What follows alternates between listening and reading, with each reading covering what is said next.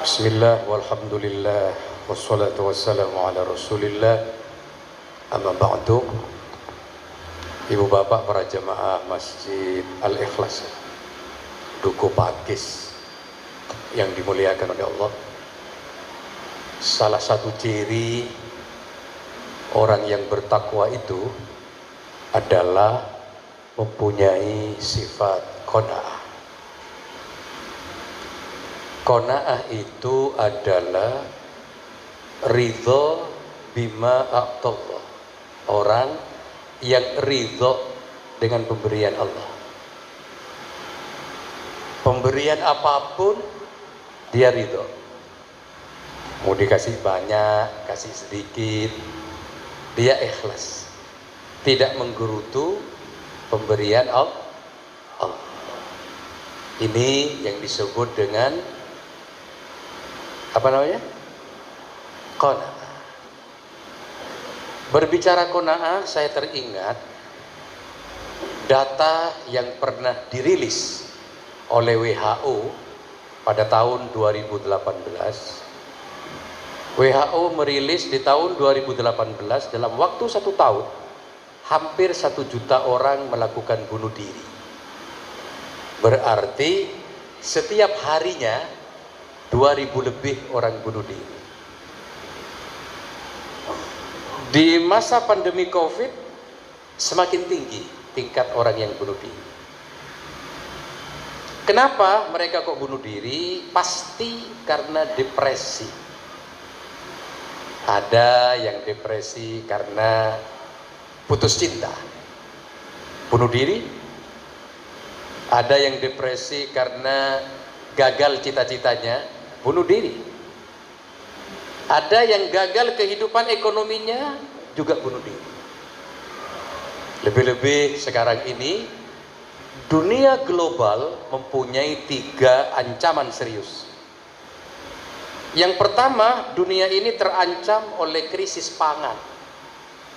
Alhamdulillah Indonesia sekarang ini, Bu, ya, sampai sekarang tidak krisis pangan.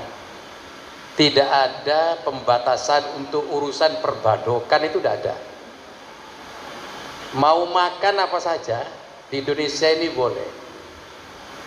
Lebih-lebih kalau sudah berbuka, untuk urusan es saja tuh macam-macam esnya. Ada es garbis, es cendol, es dawet, es apa lagi, es campur. Banyak macam-macamnya, es saja banyak. Untuk makan juga macam-macam, rawon, soto, rendang, apa lagi? Iyalah, pokoknya banyak makanan itu. Indonesia ini Masya Allah, dibanding di barat itu loh, makanannya cuma roti, cuma 1 tok pilihannya. Indonesia ini Masya Allah, kita bersyukur kepada Allah. Yang kedua, dunia terancam sekarang oleh krisis energi. Alhamdulillah Indonesia sampai sekarang ini tidak mengalami krisis energi. Tidak ada pembatasan, orang mau beli bensin sampai berapapun tidak ada yang marah. Orang mau menghidupkan lampu listrik 24 jam nggak ada yang marah. Di Eropa sekarang sudah ada penghematan energi, sehingga ketika musim dingin orang Eropa itu sekarang banyak yang kedinginan, bahkan ada yang mati karena kedinginan. Karena apa? Alat pemanas dikurangi. Allahumma shalli ala Muhammad.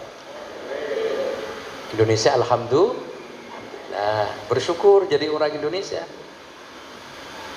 Yang ketiga, ancaman dunia ini yang ketiga adalah krisis inflasi. Indonesia alhamdulillah sampai pandemi COVID-19 masih mampu menekan angka inflasi sehingga ekonomi stabil di Indonesia meskipun masa pandemi. Sampean lihat di Amerika, tidak pandang negara maju, hancur mengalami krisis Amerika. Di Turki sampai sekarang krisis ekonomi. Makanya kalau kita mau rekreasi, paling enak itu sekarang di Turki. Punya uang sedikit bisa ke Turki. Karena apa? Nilai mata uang Turki jeblok, rupiah berharga di situ. Kita bersyukur jadi orang Indonesia. Dengan indikator ini, Indonesia siap untuk menuju Indonesia emas di tahun 2045. Indonesia sudah siap menjadi negara maju, bahkan diperkirakan Indonesia akan menjadi 5 negara terhebat di dunia. Luar biasa ini. Tetapi di balik kita punya kelebihan ini, kita kadang-kadang orang Indonesia ini masih ada krisis qanaah. Masih gak terima jadi orang Indonesia. Masih menjelekkan Indonesia berada di bawahnya negara di luar. Yang kurang ini, kurang ini. Jangan-jangan kita tidak mensyukuri nikmat Allah ya. Indonesia ini negara serpihan tanah surga. Mana yang tidak tumbuh di Indonesia ini?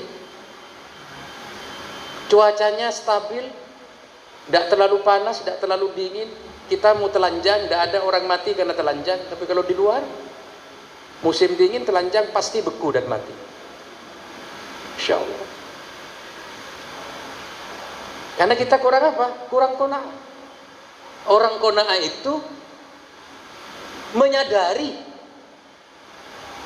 bahwa rezeki itu sudah ditakar oleh Allah, menerima pemberian Allah, dan sadar bahwa rezeki itu sudah ditakar oleh Allah, sehingga tidak pernah usil dengan rezeki orang lain, tidak pernah iri dengan rezeki orang lain. Ini orang qanaah. Saya mau cerita Bu ya.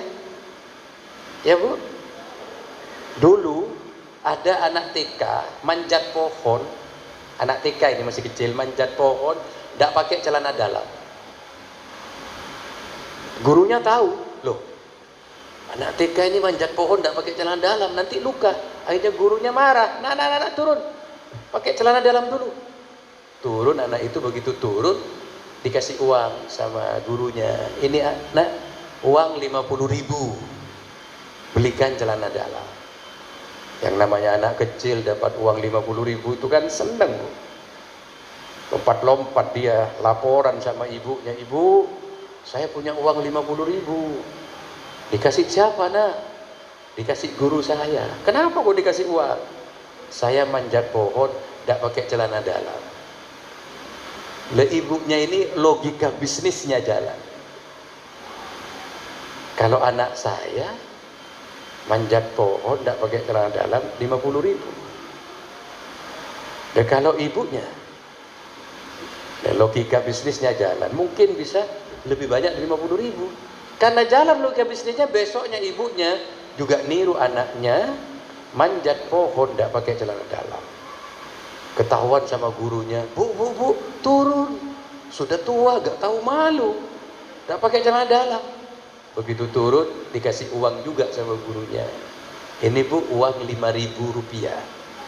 Belikan silet, cukur, medeni. Apa ini maksudnya? Ada dua manusia mempunyai pekerjaan yang sama, tapi rezekinya tidak sama. Sama-sama manjat pohon, sama-sama tidak pakai celana dalam, tapi rezekinya tidak sama. Rezeki sudah ditakar oleh Allah, tidak bisa dikejar ya, tidak bisa terlalu dikejar. Hanya orang kalau di pasar turi itu, orang jualan standnya kecil-kecil, dagangannya sama, rezekinya tidak sama.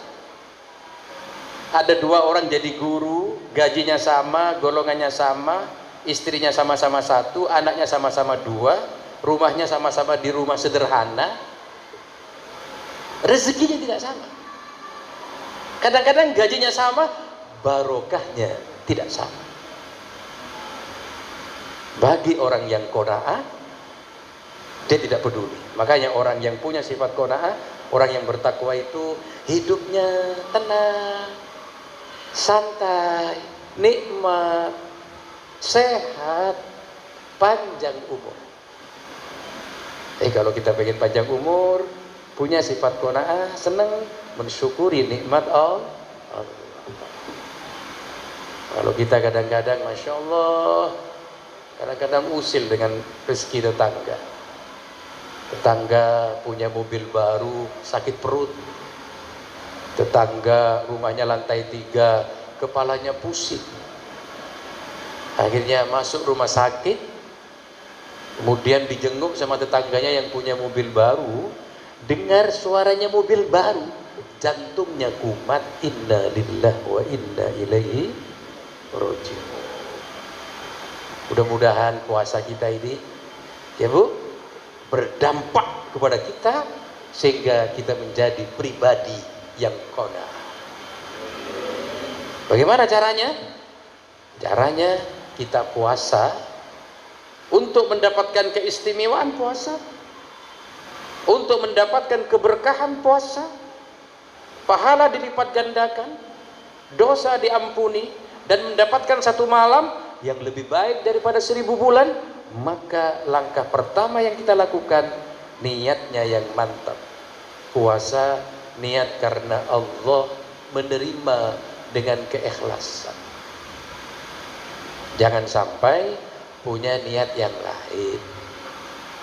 Kadang ini ada orang sini di Duku Pakis ini, musim sudah masuk Ramadan, alhamdulillah, niat puasa untuk menguruskan badan.